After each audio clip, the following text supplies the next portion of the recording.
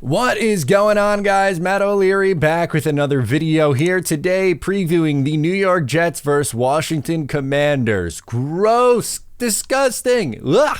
Hate to see it, but on Christmas Eve, the New York Jets are taking on the Washington Commanders. It's the 5-9 Jets with the 32nd offense in offensive DVOA and 3rd defense in DVOA versus the 4-10 Commanders, 22nd in offense, 31st in defensive DVOA. So, like, when these worst defense meets the worst offense, what the heck is going to happen here? That's going to be the storyline from this game. Obviously, not a great matchup. Don't know who is at quarterback for the New York Jets. We're going to break it all down. First, we'll start with the quarterback of the Washington Commanders, Sam Howell. So Sam Howell is an interesting study because there are some things from his game where you go, all right, you kind of like that. And then there's some other things where like, you really don't like that. And you have some people who are saying that he is the guy in Washington and saying he's definitely not the guy in Washington. He is 7th in passing yards on the year, which is great. And he has 19 passing touchdowns, which is 13th in the league. So above average in passing yards and passing touchdowns. Okay, that's good, right? Well, the bad, he leads the league in interceptions, and he also leads the league in sacks. And now you'll say, well, offensive line is a big part of sacks, and that's true, yes, 1,000% yes, but also, at the same time, he holds onto the ball for a very, very long time. But he can make some plays. There's no denying that he'll make some plays, but he might give you the ball as well with some of these turnovers. Now, something that I find interesting with Washington's offense, you would think that a one-two punch of Brian Robinson and Antonio Gibson should be a good one, but they don't really run the ball all that well. They are a very pass-heavy team, which is probably not the best matchup going into this game against the New York Jets. The Jets' strength is the outside with their corners, right? You have Sauce Gardner, DJ Reed. I know DJ Reed had a tough game against Miami, but he's still a great cornerback. And Michael Carter II in the slot. And we all know about their pass rush. So very interesting to see on these two sides, right? Like, how does Washington counter when the Jets are going to obviously be getting home and their corners are going to be playing well, one would assume. So I'm curious to see if Robinson and Gibson could get going on the ground. Also would imagine that they would try to attack the middle of the field with the tight end, but we'll see how successful they're going to be at that. For the New York Jets side of things, what am I looking for in this one? Well, who the hell is starting for the New York Jets? Zach Wilson is still in concussion protocol as of right now. If he's not good to go, it's going to be Trevor Siemian. My guess as of today, recording this on Thursday morning, I think it's going to be Trevor Siemian who gets the start for the New York Jets in this game. He hasn't looked great since he's come in. Obviously, he came in against, Atlanta, the second half at Atlanta.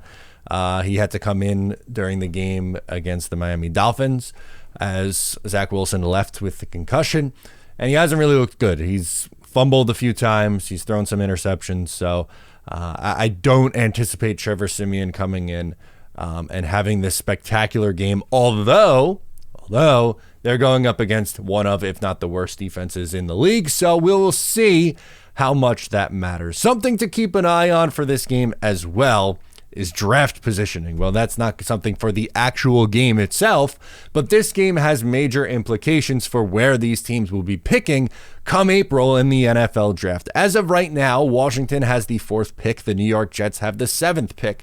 Washington winning and beating the Jets would move Washington down the board and move the Jets up the board. So if you are one who is actively rooting for the tank, that is something that you'll be keeping a close eye on. I have said for a long time now, I am Team Numb. I don't know why I got out of Team Numb last week against the Miami Dolphins. Like a fool, I bought in and said, hey, the Jets, they're going to hang tough and maybe have a chance to pull an upset win here. Wrong. Very wrong. I am not doing that this time. I don't have it in me to be actively rooting for losses right now either. After 2020, I said I am not doing this again. Instead, I am just going numb, and whatever happens, happens. I don't have it in me. I am sorry. Maybe that makes me a bad fan because I don't want whatever it is, right? Like, I cannot control where the Jets are picking. So I'm just going to go wherever they end up. We'll worry about that in a month from now, right? When you have 3 games left, you got Washington, you have Cleveland, and then you have New England. We will figure it out where the New York Jets are picking right after that final game of the year.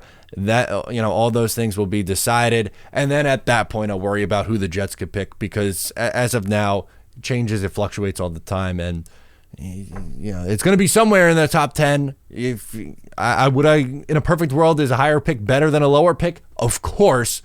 But you should, if Joe Douglas is worth his weight in whatever the quote is, he should be able to find someone good in the top 10. That's the point. All right, let's do my stat predictions before we get into score predictions and picks. Trevor Siemian is my prediction for who is going to start. I'm going to predict 19 of 33, which is a 57.6 completion percentage, 1 touchdown, 2 interceptions, 218 yards, and a 62.4 rating.